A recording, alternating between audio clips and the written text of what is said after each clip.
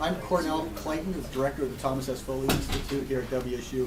And on behalf of the Institute, I want to welcome you to our event today, which is one of our part of our ongoing series on the politics of climate change this semester.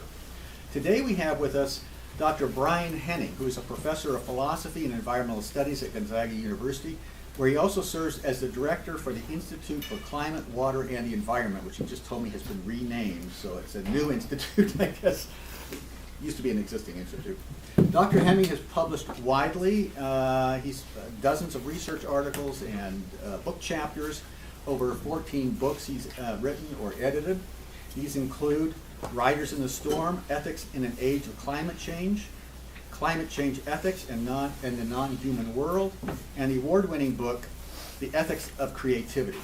Brian's most recent book, which will come out next month, is published by the State University of New York and is entitled Value, Beauty, and Nature. Join me in welcoming Brian Henning to the podium.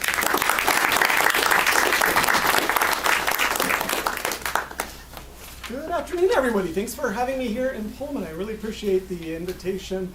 I'm excited to share a little bit of my thinking on how to consider the climate crisis. So I'm a philosopher, not a climate scientist, so forgive me that this is going to be a really rough sort of version of the problem. Perhaps you've seen this before. It's warming, it's us.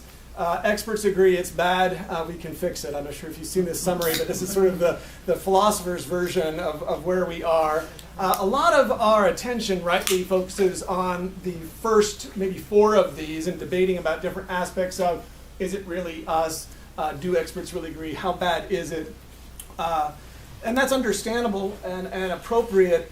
But I'm interested in thinking with you about the last of these, and not necessarily, because I'm not an engineer either, not necessarily about what technical fixes, but what do we exactly mean by a fix? What would it look like? Let's imagine we had the political will and we had the resources that we were willing to expend. What do you imagine in your mind's eye a fix looks like that we're trying to achieve together?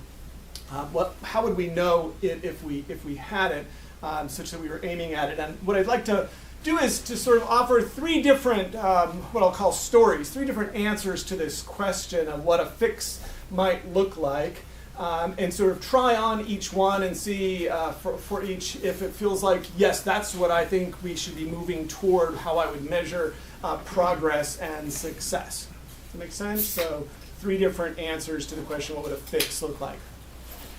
So the first one, maybe most common today, is fixing it means becoming more sustainable. So sustainability is probably the most common way that we describe the goal that we're trying to achieve today, especially in instances around commerce and business. So what do we mean by that? What is sustainability? Although it's kind of old, it's still one of the more common definitions that I'm going to start with from the 1987 Brundtland Commission. Something is sustainable if we can meet the needs of the present without compromising the ability of future generations to meet their needs. That's a fairly good place to start. It would be bad if we were doing things today that would make it impossible for future generations to meet their needs. But exactly, what does that look like is still an open question. We can of course point out that, if we're not sustainable, not a whole lot else matters. Right? Because I guess the opposite of being sustainable is going away, dying, extinction, whatever that might be, right? So not being sustainable is problematic, but what do you imagine that future looks like if we did it? Again, what does that future look like that we're trying to create? This was the topic of a cover story, the sort of obligatory coverage on Earth Day in a few years ago, 2019, on USA Today. They asked that same question. What would life be like if we solved climate change? Would it be better than today or worse? Mud huts and gruel, or flying cars and the Jetsons? So I assume that flying cars and the Jetsons sounds better than mud huts and gruel, right? So we're hoping that it's not mud huts and gruel, it's flying cars and the Jetsons. So let's just lean into that a little bit and imagine, is that the future that we're trying to create together? Now we've got a good mixture of ages here. Who knows what the Jetsons or who the Jetsons are like? So So some of you young people, are you lying to me, or do you actually, this is from the 60s, right, from the 1960s, so older than many of you here. Hanna-Barbera depiction of a technological utopia. So this is from the perspective of the 1960s, just sort of after World War II, what Hanna-Barbera thought a technological utopia would look like. So let's imagine this technological utopia, what does it involve? Well, first of all, apparently it involves replacing teachers and professors like me with TeachBot 5000. So apparently progress involves, they don't unionize, they don't need health benefits. You can change curriculum really easily with a quick upload of a new program. So that's progress, something to look forward to. Society's still thankfully very much centered on what's most important, which as we all know is buying stuff. And so in the opening montage, I have a recollection of George Jetson giving his credit card and cash to his wife and daughter to go shopping as sort of, again, very strong depiction of post-World War II American consumerism. And those of you who are old enough to remember, this is what Y2K looked like from the perspective of the 1960s. So we were worried that the world was going to end on Y2K, but this is what they thought it was going to look like. And so we're actually depressingly 23 years past the future. That's kind of, so we've got moving sidewalks and Roombas, but we're still behind on jetpacks and flying cars. So this is the technological utopia. Now. Again, as a philosopher, I don't know if you've met my kind, we're not particularly useful from doing or making anything, but we are sort of annoying and we do ask lots of questions. So engineers would say, how do we create this? Right? How would we do this? Like, I'm sure Elon Musk in his basement is working on a jetpack right now, and so he'd be like, this is how you would do it. I will tell you, I will sell it to you. Philosophers would say, not how do we do this, but like, ought we to do this? Like, is this what we want? Is this what, not can we do this, but should we do this? And when you start thinking of those sort of ethical considerations, it's up to each of you to decide, but in this future, I'm kind of wondering, like, what happens such that we're no longer on the surface of the planet? Apparently this utopia involves no engagement with our access to rivers, mountains, streams, wild things. You're in hermetically sealed bubbles up off the planet.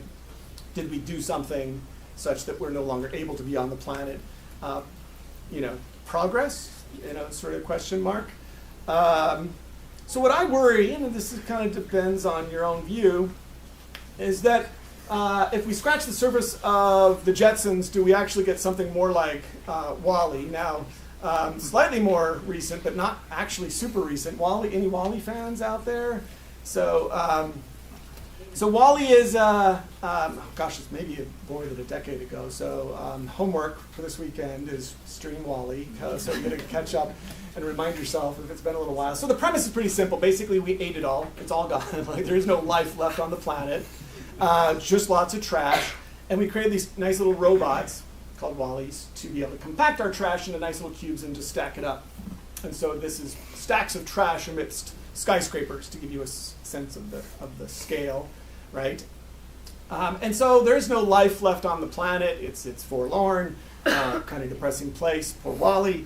But that's okay because humans, we are not on the planet anymore. We're off in space, right? And so we're on these giant spaceships. And so this depicts yet another sort of technological utopia, if you will. In this utopia, first of all, you don't have to walk anymore, which clearly progress, because I guess walking's for suckers, so clearly, and you only ever interact via screens, which post-pandemic kind of hits a little bit close to home, and you only ever drink all your calories because the future's brought to you by Starbucks, I assume. And going to the beach looks amazing, and so this future, welcome to economy, right at the top center there.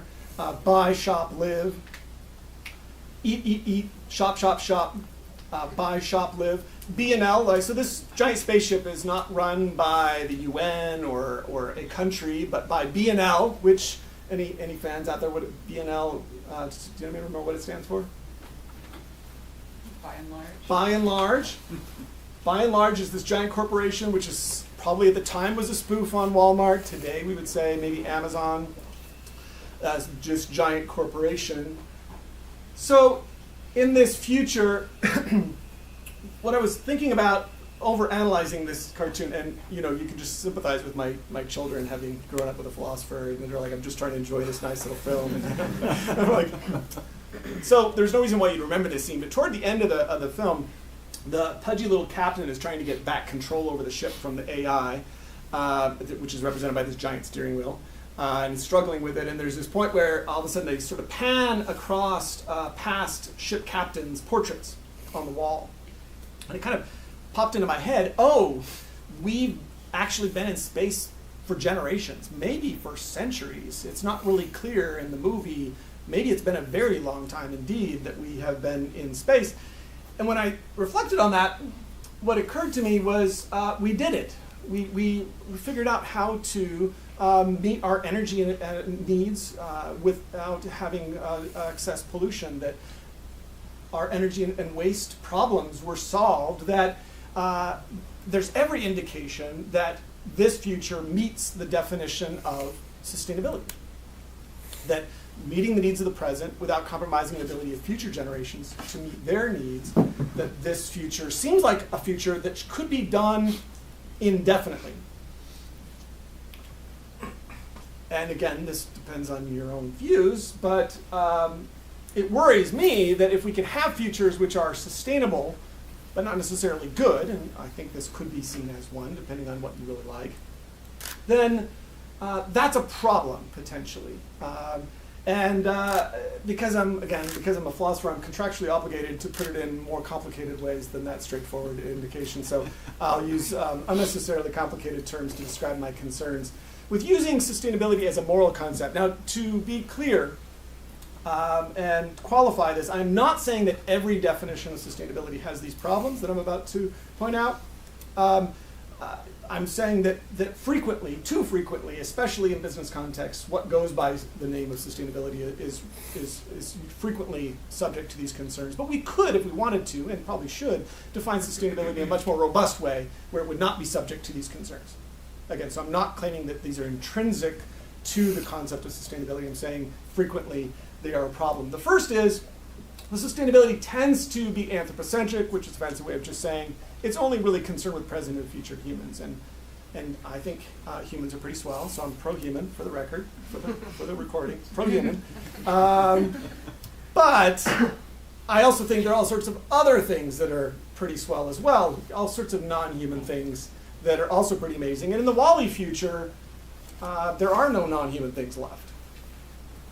We ate them all, killed them all, they're all gone. We're still alive, we're still being sustained. That makes me worried that we could be pursuing something which just is only concerned about ourselves. That future worries me. Secondly, it tends to be technocratic, which it sort of presents our environmental challenges as ultimately management problems to be addressed through the development and deployment of the sufficient suite of technologies, that there's no real underlying problem with our attitudes, assumptions, and beliefs. We just need to manage our pollution sufficiently, develop technological solutions. And as I'll suggest, there are technical aspects, but I'm worried that it's not merely and solely a technical problem. Then third, this is something I just was trying to hint at with the WALL-E example. I actually would argue that the concept of sustainability in its root meaning isn't actually a moral concept at all. It's some sort of a thermodynamic concept having to do with what kinds of processes can be done indefinitely. But it presupposes we know what is good and says make what's good sustainable, but it doesn't give us any way of figuring out what's good. Right? It presupposes what we know what is good, but it doesn't give us a way of figuring out. So it says, whether or not X is good or not, it just says make X sustainable, but is X good? We don't know. And that is concerning, and that's the WALL-E problem, right? In the sense that there are futures where we did it, we fixed it, we achieved, we are able to sort of invent technologies to power our societies and manage our waste, but those futures are not necessarily good. That worries me. Or to be more dramatic, there are futures which are even worse. Like you can have that X is sustainable doesn't tell us whether X is good. You can have a sustainable war. That doesn't make it, right? That it's sustainable doesn't mean it's good. You could have a sustainable concentration camp, right? That X is sustainable tells us nothing about whether X is good at all. And that's worrying because what inevitably happens as a result is that we sort of default to some operating default status quo conception of the good, and that we're just trying to make some status quo notion of the good sustainable, which tends to be rather thin in my view, or maybe perhaps just trying to make the hamster wheels of consumption turn longer or indefinitely into the future, trying to make consumption sustainable. And I'm worried about that because, again, it seems like there are futures which are maybe sustainable but not good. To add another sort of, and we could talk about this in discussion if you're interested, but another reflection sort of occurred to me more recently when I've been thinking about our work in diversity, equity, and inclusion, which is so terribly important. We need to try and achieve societies which are equitable, and we're far from doing that. And I wouldn't want to diminish or downplay at all how important that is to pursue now and in the future. But the Wally future, I would suggest, also is one in which you could imagine a future which is equitable. Like you can imagine the Wally future where everyone is treated equitably, where no one is subject to more or less pollution than anyone else. Everyone has equal access to power. But it would still be not necessarily good, right? That there could be a perfectly equitable Wally future where there are no non-humans. It's both sustainable and equitable, but not, again, necessarily as good as it could or should be. Not to then say, and I'm not saying then sustainability is not worth pursuing or that pursuing equity is not important. They both are very important. But there are futures which are both sustainable and equitable, but still not good enough, in my view.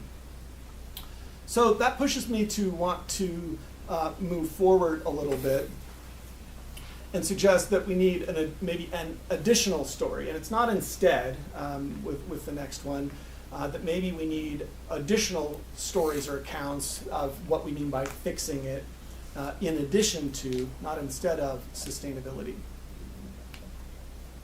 And so the second story, the second account of fixing it is stewardship.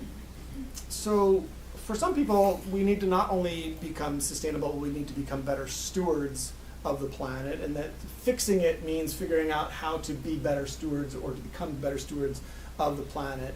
And so that seems to be a potentially nice addition. Again, they're not competing. You could take them both together and say we need sustainability as well as stewardship, right? So far, you with me?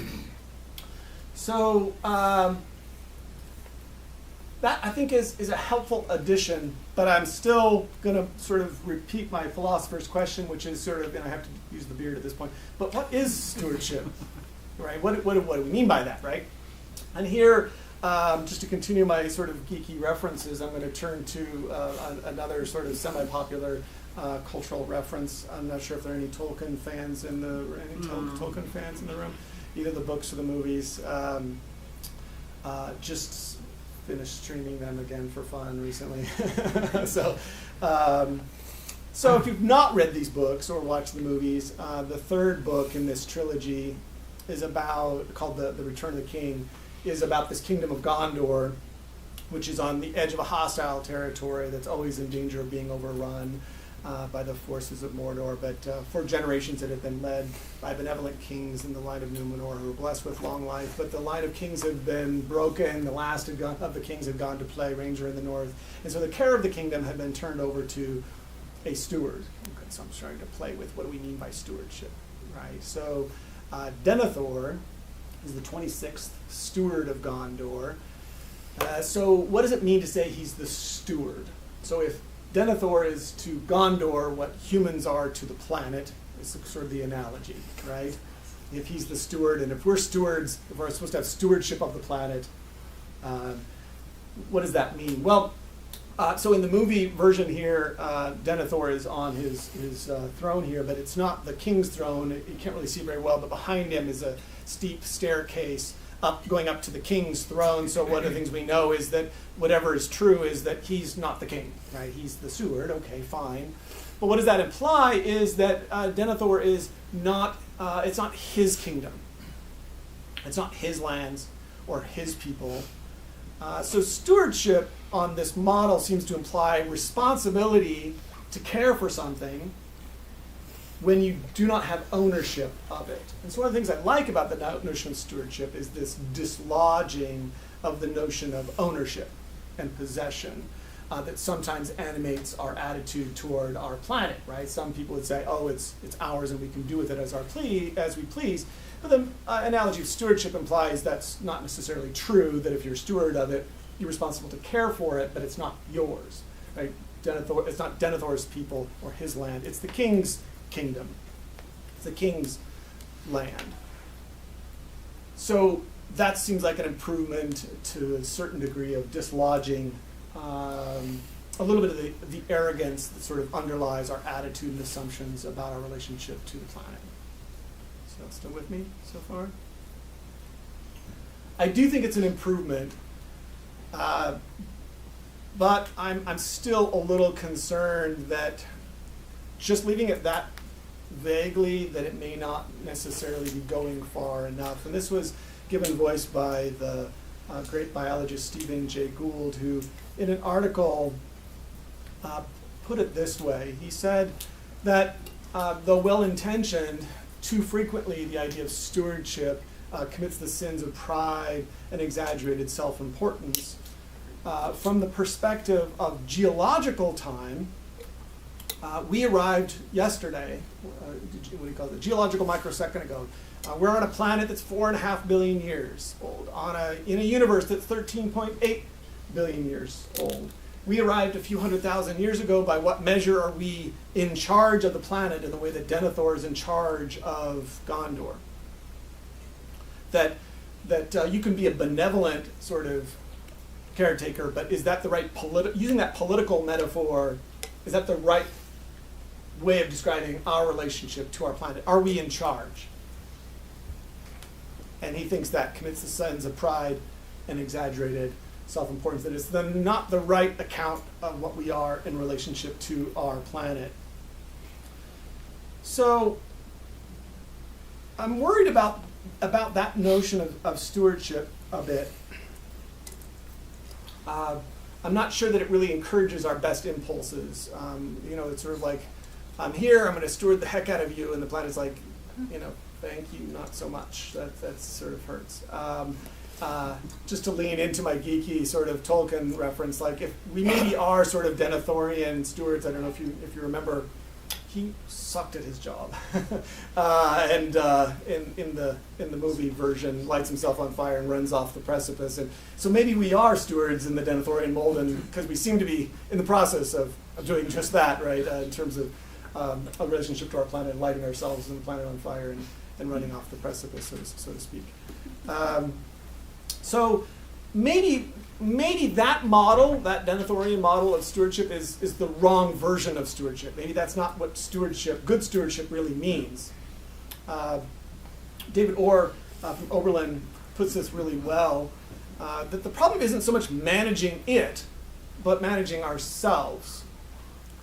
That we aren't going to manage the planet, but we could figure out a way to moderate our own desires. And maybe that's what good stewardship should actually mean. And so that's the third sort of version that I wanted to play with. I don't love the notion of self-stewardship, but I haven't yet come up with a better. I'm rather inspired by the work of the cultural historian Thomas Berry, who argues that we are the old stories that we tell to ourselves and about what we are and how we should conceive of our relationship to our planet have sort of largely started to break down, that we many of us don't necessarily want to see ourselves as separate and distinct and over and above and on top of and sort of aggressive in a relationship to our planet, but we don't necessarily have a good alternative story yet, in his view, that we have to tell ourselves, well, if we're not lords and masters of nature, what are we? And we have this problem where really, to go back to the USA Today headline, we've got sort of mud huts and gruel or flying cars to the Jetsons. They're kind of like, it feels like the two alternatives that we're presented with. And those aren't really very good alternatives. Barry's view is that part of the work, part of a real fix, to use the format that I'm sort of using to organize my ideas here today, is part of the fix would be to have a better conception of what we are as a species in relationship to the planet on which we find ourselves. That we're not lords and masters of nature, but neither are we just like any other species. What are we exactly in his view? He thinks that a lot of the work that needs to be taken up then is this work of trying to figure out how might we have a form of human living wherein we're genuinely flourishing, maybe also hopefully equitable, but on a planet wherein we're mutually beneficial to the rest of the forms of life on the planet. Exactly what that would look like isn't necessarily clear, but he uses a geological metaphor to try and drive home the magnitude of what's at stake here. So forgive this sort of dense slide. So on the bottom, you've got millions of years into the past. So this is the last 500 million years of the Earth's history. If you were talking to a geologist and you asked them what time it was and they were being glib, the geologist would say Cenozoic, Quaternary, Holocene. You know, like that's what time it is today. We're in the present there on the far right. The Cenozoic era of the Quaternary period, the Holocene epoch. The Holocene is the last 11,000, 12,000 years, right? All of human history effectively has been in the Holocene. It's our climactic normal. It's what the species with which we've co-evolved would recognize as climactic normal. That's for us on our species. That's what we get. That's what we would mean by normalcy for us. Some of you might know that Paul Crutzen, the atmospheric chemist, and others have argued that we've prematurely ended the Holocene and we're now in a new epoch. Anybody for extra points? What is the name of the new epoch? Anthropocene. Yes, the Anthropocene, which is that same root as anthropocentric and anthropology, like that we're now in the Anthropocene, the age of human impact and human causation, that we've ended a geological epoch. Barry agrees that we're in a really momentous time, but he thinks it's even bigger than just the end of an epoch. He argues that we're at the end of an era, and now I'll use the word literally in a way that my teenage children do not. Literally the end of an era, right, in the sense of a geological era. And that he thinks that we're sort of at the end of the Cenozoic. The Cenozoic started 65-some million years ago because probably what happened? Asteroid, right? The Mesozoic probably would have lasted longer. Big old asteroid ended the Mesozoic probably prematurely. Barry's view is that we're the asteroid, basically. That we're ending not just the Holocene, but the Cenozoic.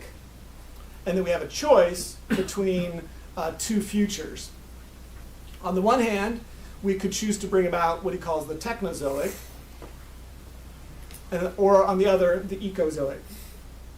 One of the things that I wanted to say before I explain what each of these are is to say what they're not. So if you go back to the USA Today headline, it is not flying cars and the Jetsons on the top and mud huts and gruel at the bottom. Actually, the Ecozoic would be sort of some third position. So we've got the Technozoic is basically flying cars and Jetsons and Wall-E future. That's the Technozoic.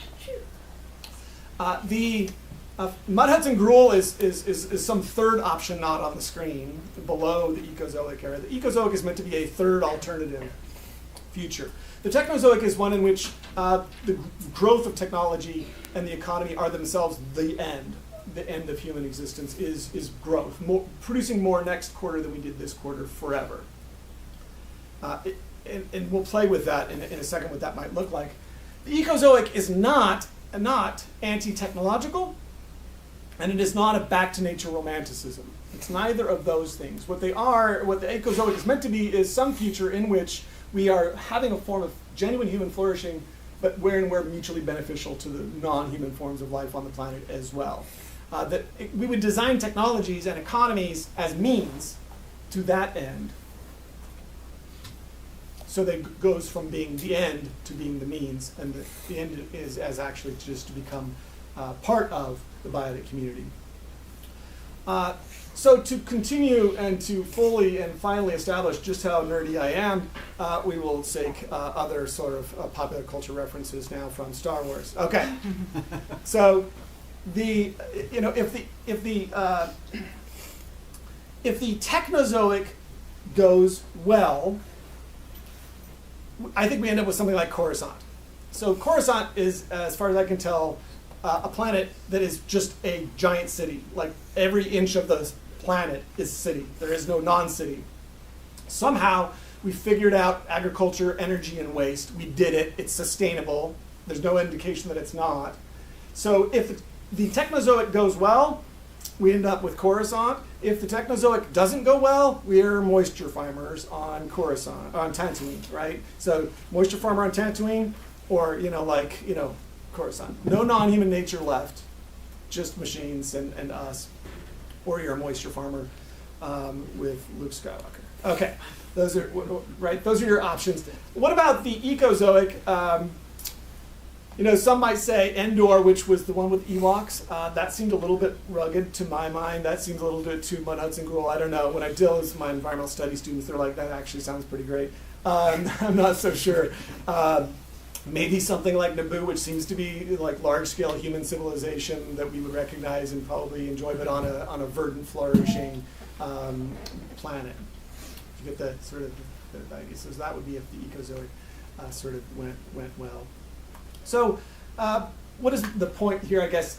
Fixing it on this model means taking up not only a situation wherein we're not dead, where we invent technologies to figure out how to manage our energy and waste problems, but wherein we figure out, can we actually meaningfully join the biotic community as a member of a community of life? What would that look like to be fully flourishing human communities on really, again, flourishing verdant planet? What would that look like? And so the great work in Thomas Berry's view and mine is that that's what a genuine fix would look like. I don't know exactly what it looks like, but I think that's a better measuring stick and relative to which we should judge progress, success, and failure. How do we get more of that should be, I think, our goal. Just to sort of sum this up, my box is a little bit off there, I'm not sure why. So on the one hand, if we see climate change, for example, as primarily or maybe exclusively as a technical problem, then it requires a technical solution, and that defines what success and progress look like. I think there, of course, are technical aspects to the problem. We need to quickly decarbonize energy and transportation in order to be not dead, but there are all sorts of futures wherein we're not dead, which are not good. And so I want to suggest that it's also a moral problem in which, in this case, climate change isn't really the problem, it's a symptom of a problem. And that then would define progress in a more robust way as well, that it's not just simply making the hamster wheels of consumption turn for a longer period and calling that fixing it, but we should measure success and progress relative to whether we can meaningfully join as fully human, a lot broader community of life, and that would be a better measuring stick to use. So those are my thoughts, and I'd be curious to hear what you think. Okay.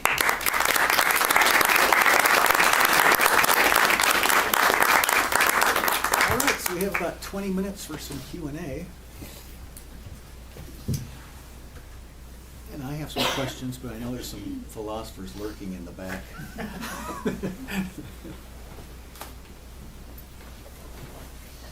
Go ahead, Cornell. I'll take the second. Okay, well, let me ask you, so I'm going to put my political science hat on. Let's say we take your argument seriously. What would be the visible policy implications? How would our current policies change Yeah, in my environmental ethics class, we have a whole discussion of what's called environmental pragmatism, which is this idea that what we need to do is to stop trying to change people's hearts and minds and just pass good policy.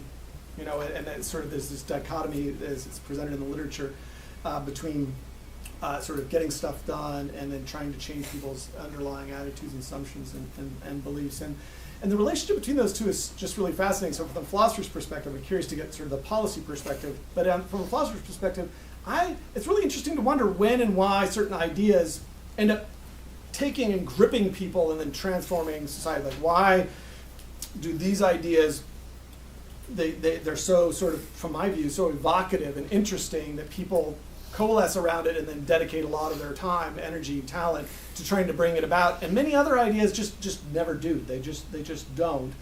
When I talk to legislators, for example, and I ask them this question because I'm fascinated by it, I ask them whether or not they care or does it matter what their constituents believe, what they think. And so far, to a person, they've all said, really, I only really feel good about advancing policies if I think that my constituents, believe that to a certain large degree. So I think there's a sense in which these ideas would indirectly translate into policies, but I don't know exactly how. I think they would say which policies are good would be measured by whether or not we have a reason to believe they move us in this direction of living in a way that's mutually beneficial, this ecozoic sort of direction. And we'd say this policy is good because it moves us in that direction. Let's use a specific example like climate change. So Paris Climate Agreement uses either 2 degrees Celsius or 1.5 degrees Celsius as the goal that we're trying to avoid 2 degrees warming, preferably limit ourselves to no more than 1.5 degrees Celsius warming. And that's the target. That's the hope, is that we can figure out a way to limit ourselves to that much. And so we can say, is that a good policy? Well, it certainly would be nice if we could do that, because beyond 2 degrees, apparently large-scale human civilization gets rather difficult. So we don't want to go beyond 2 degrees. But I worry, to be honest, that there are futures wherein we did it, we achieved it, we're lucky enough to figure out how to limit ourselves to 2 or 1.5 degrees, which are not very good, where most coral reefs are gone, most glaciers are gone, a number of species have gone extinct, and on human timescales, those things are effectively permanent. So there's no meaningful later when, like, we did 2 degrees and then later we'll sort of go farther. The later involves sort of 2 or 3 or 4 or 500 years into the future. And that worries me because I don't know that we're necessarily realizing that today. So what does that mean for public policy is that I would be arguing for returning to 350 parts per million as our better target. We shouldn't be saying our goal is 1.5 or 2 degrees Celsius. That's like, I'd be happy to achieve it, but like that's not necessarily a very robust, good goal. I think we should try and aim for negative emissions. We're at 410, 420 parts per million right now. We should probably return to have a stable climate that we recognize, something closer to 350 parts per million of carbon dioxide. So that would be how this would translate into advocating for public policy. It would sort of be the measuring stick. I guess that's the short answer. It would be the measuring stick that we try and use for judging whether policy is good or not. That raises another question, but I'll let other folks get in. So. I've got a suggestion for a way you could answer Cornell's question. Oh, good. How about we reconsider all policies that assume that a growth trajectory for the economy is central and essential? Because in my environmental ethics class, I use a different Berry. I use Wendell Berry at the end of my class, and we talk a lot about community. And then I also pair that with a whole bunch of social science research that shows that, for the most part, having more money doesn't make you happier. And I think that leads to, there's a lot of consilience with what I hear you saying today. And I think it suggests that maybe we ought to be thinking about quality of life in terms that are just significantly disconnected from economic growth. Yeah, well said. This does implicate a change of our definition of progress and success economically from, the idea that growth tracks happiness, which is not necessarily true. As you pointed out, the social scientific research doesn't bear that out, that if you don't have a coat and it's cold out, then getting a coat definitely makes you happier. If you're hungry, getting food makes you happier. If you don't have health care and getting it makes you happier. But there comes a point when each additional increment of wealth doesn't lead to an additional increment of happiness. They start to, wealth keeps going up and happiness flatlines. And that's just, the evidence is really clear, and philosophers the last few thousand years have been trying to argue that basic point, at least back to Aristotle, that that's the case. So yeah, I agree with you that this seems to imply that we could successfully grow and still be miserable, and that arguably that's where we're at now, even for the people who are lucky enough to have. It doesn't seem to actually keep making them happier and happier. So I would also add this and do in the short book that this is in a sort of voluntary simplicity is a nice sort of component to what this might partly look like. Yes, sir. I wanted to say first that I think your way of framing possible futures is very productive and thought-provoking. But I knew the butt was coming. You can just stop there. well, the but is very simple. It immediately occurred to me how it flies into the teeth of so many powerful institutions. I'm thinking of the three monotheistic religions, corporate capitalist structures, and nationalistic governments. And those are the powers that basically rule our world. Do you have any thoughts about how you can deal with that fact? That is, that your vision and their vision are diametrically opposed. So it was monotheistic religion, nationalistic governments, and corporate capitalist corporate interests. So on the monotheistic religion side, coming from a Jesuit university, the Catholic Jesuit University at Gonzaga, Pope Francis has been pretty interestingly out front on this issue, and so just came out recently with another document chastising the world for not doing enough, and Vatican's not an observer state, but is actually going to participate in COP28 that starts in just a few weeks. So there are versions of that in pretty much every monotheistic religion. You'll have in Protestants, you'll find it in Islam, and so there are lots of good materials written from most every tradition, including evangelical Christians, Buddhism, Hinduism, you name it. So I think that might not be the impediment that has been in the past. There's lots and lots of interesting stuff written on that. So it need not be an impediment, potentially. The other two are probably more difficult. And why and when those things would be changed, I think is not clear. Most ideas that are presented, as one of my undergraduate professors used to say, most ideas sink to the bottom without a ripple. Right? So everything I've written would fit into that category. But every now and then, ideas are presented which are gripping. So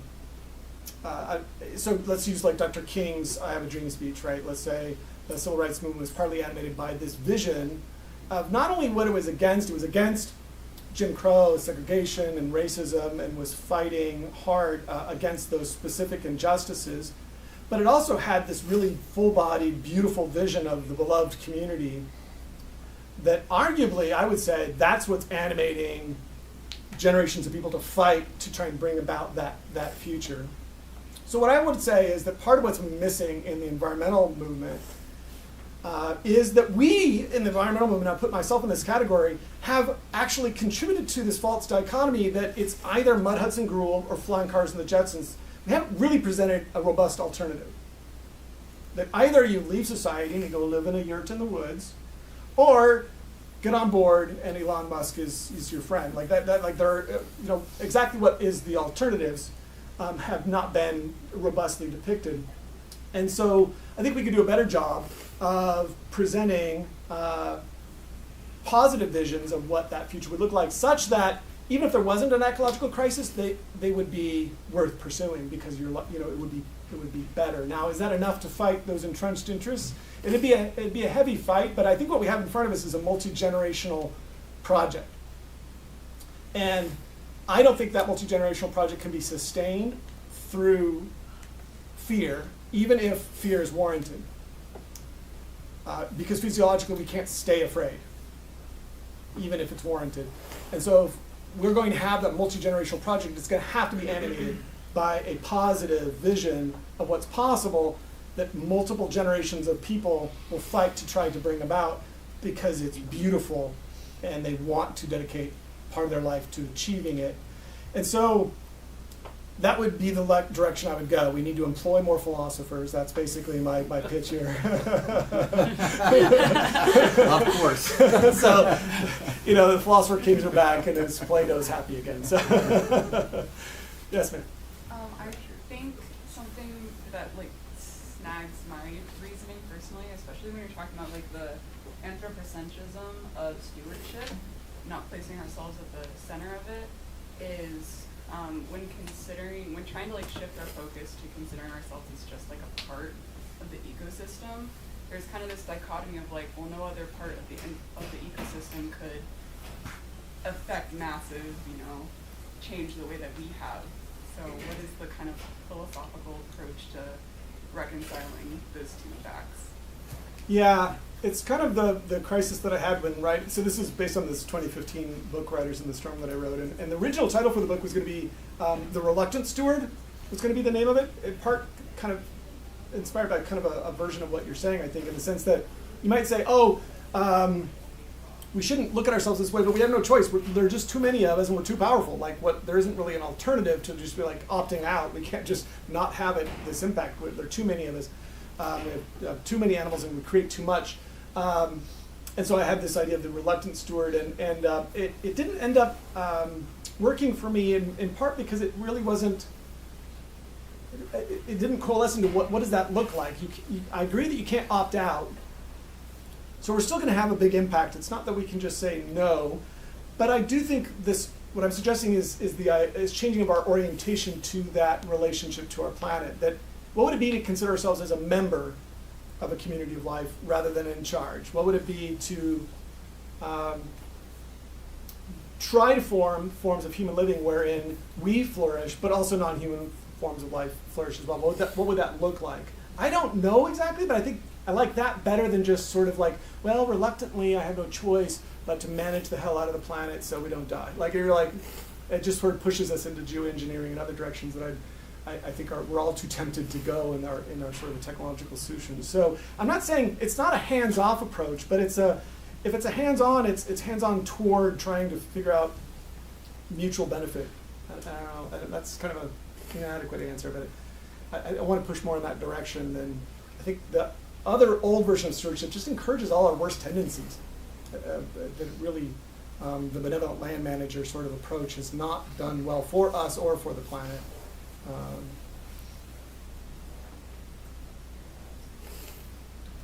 Could you briefly, I'm sorry. I'm not sure. Should I moderate my own questions? Yeah, you go ahead. No. Hi, so I just want to say thank you. In this class, we've been talking a lot about climate change and just what it looks like on different sides of the aisle and from different demographic groups and what different people and how you're going to approach as individuals. How can you change the hearts and minds? And you said at the end of your speech, don't try to change the hearts and minds. And I think that coming from you that I received that well because you kind of gave a two-pronged test or goal when talking about climate change. So the first, from my understanding, is sustainability and stewardship from a honed-in perspective, and the second one is to live in a biotic community and to be mutually beneficial. And I think that both of those goals really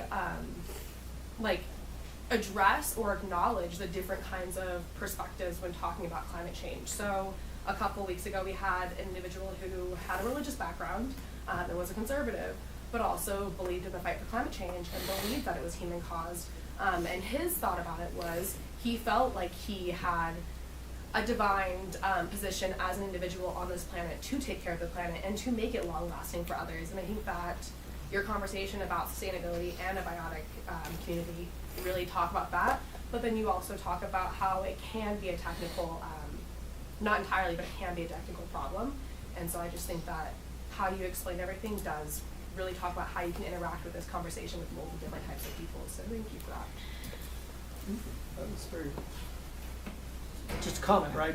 Yeah, that was really good summarization of my thinking on it. So thank you for that. It was well said.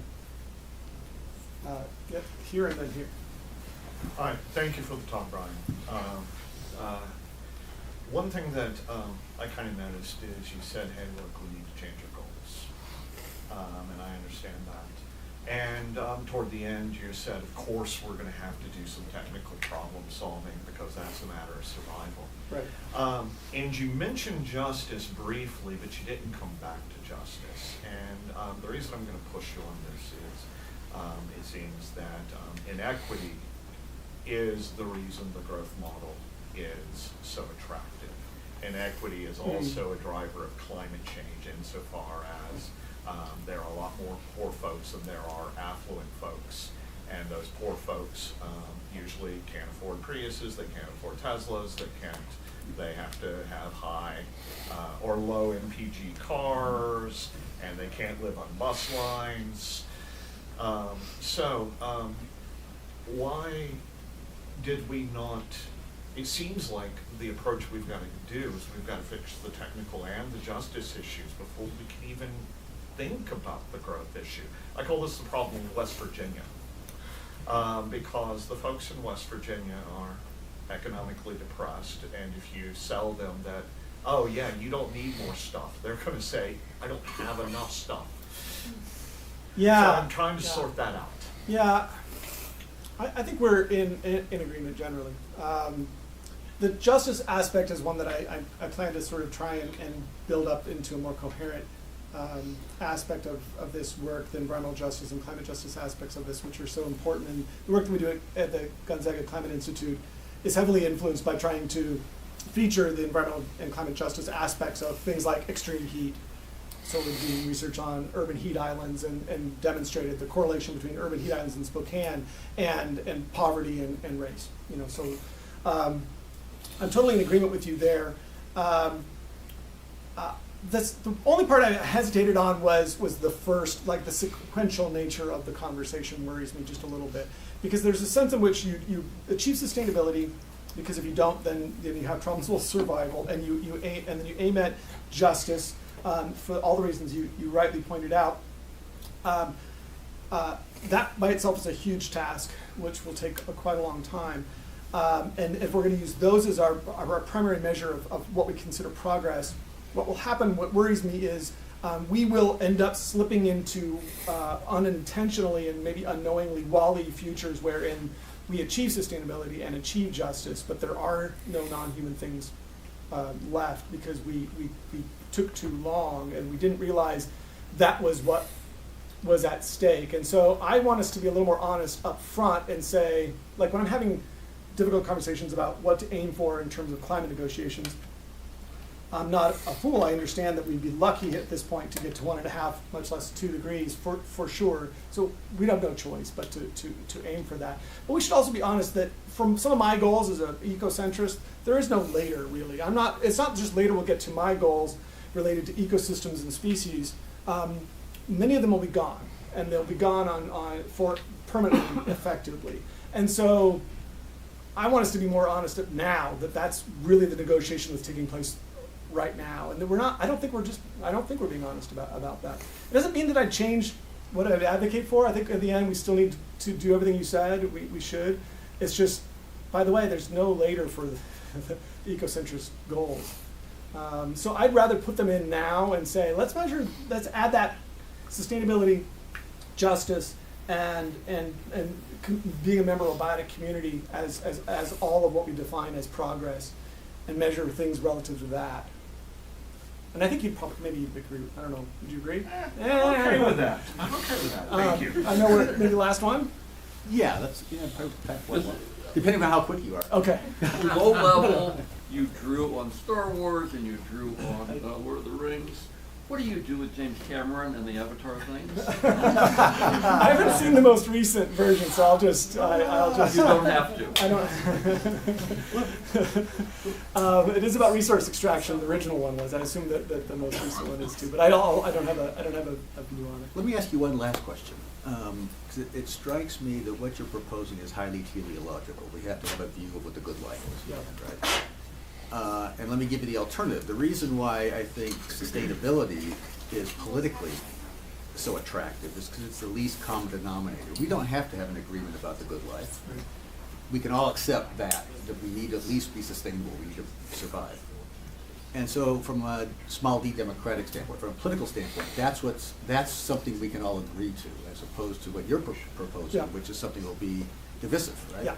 Well, I don't think so. I think we're actually the divisiveness doesn't go away when we say we reduce to the least common denominator in order to avoid conflict. I think what we see today is that the operating values, assumptions, and beliefs, the ideals that are behind behind the advocacy for policy don't go away and are not actually helping us to achieve policy success, or the policy successes are fleeting. They're built on too many executive orders, which are turned over, and so I think we have seen over the last decade what happens when we ignore the hearts and minds aspect of this at our own peril. What people believe ultimately is short-circuiting all of the policy efforts. So that would be the first point. The second would be, I just think that it's potentially a race to the bottom, and we should be clear about that. It's being not dead and claiming it's the good life, and it's not. It's just being not dead.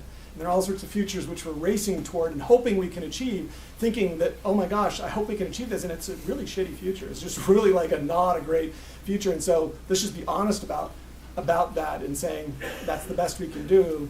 I don't think a lot of people are aware of the fact that it's just not a robust aim that we're shooting for. Maybe the best we can do, but we should be honest with ourselves that it could be really awful, even if we're lucky enough to achieve it. Okay, on that kind of depressing note. Yeah!